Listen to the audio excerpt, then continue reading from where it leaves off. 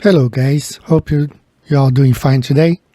We're gonna be looking at this ocean race 2022-23. This is how the legs look like on the flat earth map. This is the new restored distance map, restored by Dimitri. And we're gonna be looking at all these legs and examining them. That's the first part from Alicante to Cape Town. And then from Cape Town, they're going to go all the way to Itajaí, Brazil. And that's the one that we will be concentrated on today. All the other legs are not really important. So I've been doing some research on this matter, and I'm going to present it today, what I think the situation could be here. So I based the speed of this boat on a race back in 2012 from Alicante to Cape Town. And then with that speed, I used to calculate the trajectory and the speed from Cape Town to Itajaí, Brazil. Let me show what I have found. This is how the race trajectory looks like on the Mercator's projection. Again, we will only concentrate on the leg 3 from Cape Town, South Africa to Itajaí, Brazil.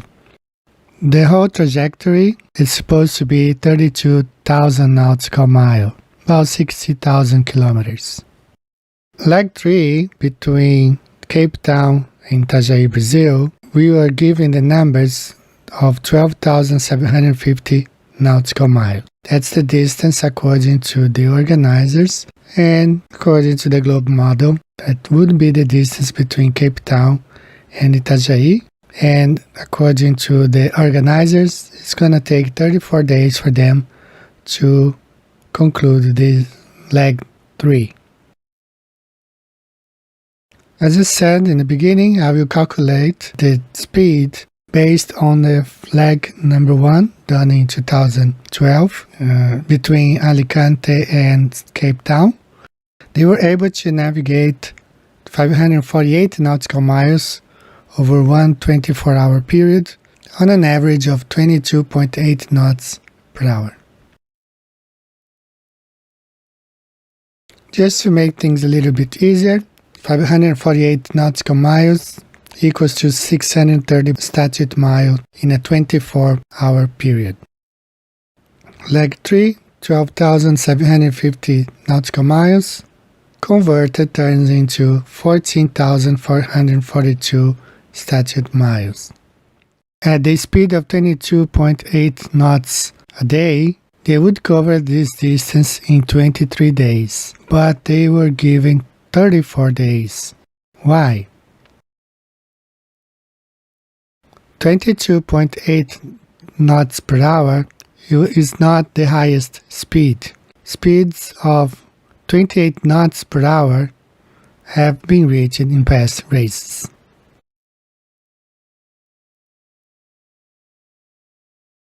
This is the ocean currents according to the flat earth map and also according to the globe. Calculating the speed of these ocean currents is not easy. The main current in the Southern Ocean is the Antarctic Circumpolar Current, ACC. The ACC is the biggest current in the world and can transport up to 150 billion liters per second of water and reach speeds in narrow channels of up to 1 meter per second. But how do we calculate the speed of the currents? In this National Ocean Service webpage, says that to measure currents, you need 3 basic tools: an observer, a floating object, or a drifter, and a timing device. An observer stands on a ship, throws the drifter into the water, and then measures the time that it takes that object to move along the side of a ship. As technology improved over time, oceanographers began using mechanical current meters. A ship would deploy a meter, and usually some sort of rotor would turn and measure the currents. This is still the basic process today. However, there are more accurate and sophisticated instruments. this current around the Antarctica is the biggest and the fastest one, as this professor explains. So I've mentioned several times that the Southern Ocean is special because it has no zonal boundaries. It's a complete channel. Since the Southern Ocean is a channel, winds can keep on churning it. So the main features here are the Antarctic circumpolar current, one of the more famous currents. It's also known as the west wind drift, and it's the only current to completely go around the Earth because of the special channel configuration of this ocean. And this obviously moves more water in terms of sphere drips, the transport, than any other current in the world, right? So look at this figure carefully. It is showing multiple convergences and divergences here. So you have the Antarctic circumpolar current outside, or the west wind drift. As a matter of fact, in this National Geographic website, they call the ocean currents as ocean conveyor belt. They are similar to the jet streams. Once you are flying with the jet stream or sailing along this oceanic conveyor belt, you have no friction because you are moving forward with the current and not against it. So to better explain, let's imagine a person standing on a conveyor belt, walking conveyor belt found in airports all over the world. So as you observe this person, he is just standing on the conveyor belt, and in 28 seconds, let's see how many people will go by in front of the screen if the person only stands on the conveyor belt.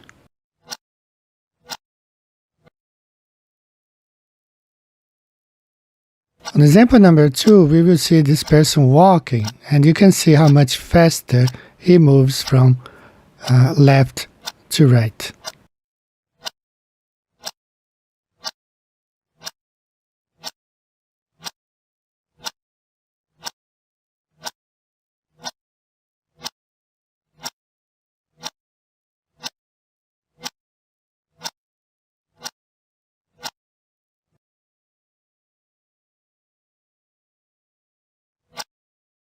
And in this example, we're going to see a person going the opposite side.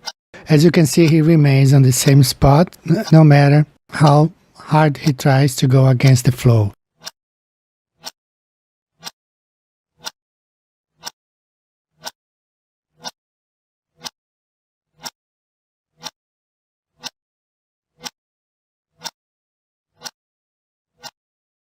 So that's why they always organize this race going from west to east, because they will go with the flow. They're going to go with the ocean currents, especially this Antarctic current, which is one of the biggest and fastest one, and that's the way they will be going from west to east. As someone posted a comment on a past video, which says, here is their version of the race displayed on a Mercator's projection. From beginning of leg 2 to the beginning of leg 4 is almost 2 months. They are supposed to arrive in Brazil on April 1st after departing Cape Town on February 26-27. But then it will take them almost 4 weeks to start leg 4, while in most legs that get just about 1 week break in between. I don't think they will complete the leg South Africa to Brazil in 34 days, and then take a 4 weeks break before going to Newport. We have already seen that these ocean currents are called ocean conveyor belt, which means they move from one direction to the other, and anyone who gets on these conveyor belts benefit adding the speed of the current with the speed of the boat. There will be 60 days between start of leg 3 to the start of leg 4, even though they claim that the race itself from South Africa to Brazil will take only 34 days. Let's imagine that they are doing 28 knots per hour, which means 32 miles per hour. So you multiply 32 miles per hour for 24 hours, they would cover 773 miles a day. 773 miles a day for 34 days equals to 26,282 miles. That's calculating that they can reach the speed of 28 knots. But we don't know how fast those currents are around the Antarctic Circle. Let's calculate if they reach the speed of 35 knots per hour or 40 miles per hour. 40 miles per hour times 24 equals 966 miles a day. 966 miles a day for 34 days equals to 32,860 miles. Remember, there is no friction because they are going with the currents, not against it. Not knowing exactly the speed the southern currents can reach makes it difficult to know how fast these boats are going along the currents. Very similar to what happens to the jet streams around the edge of the flat Earth. Those winds can reach speed of up to 300 miles per hour. And remember, there is never a friction because they are not flying, or in this case, sailing against the currents. That's why they are going from west to east. They are moving along with the currents, adding to the speed of the boat. One thing we know for sure, if the Earth was a ball, it wouldn't take them 34 days to complete this leg. It would take them the most 23 days. But they have 60 days between the beginning of leg 3 from South Africa to Brazil to the beginning of leg 4 from Brazil to Newport. So it might take them 34 days, 37 days, 40 days, we don't know. At this point, the only thing I can tell you is that if we were on a ball, it would not take them 34 days to go from South Africa to Brazil. It would take them the most 23 days. That's all for today, guys. Thank you so much. See you next time. Bye-bye.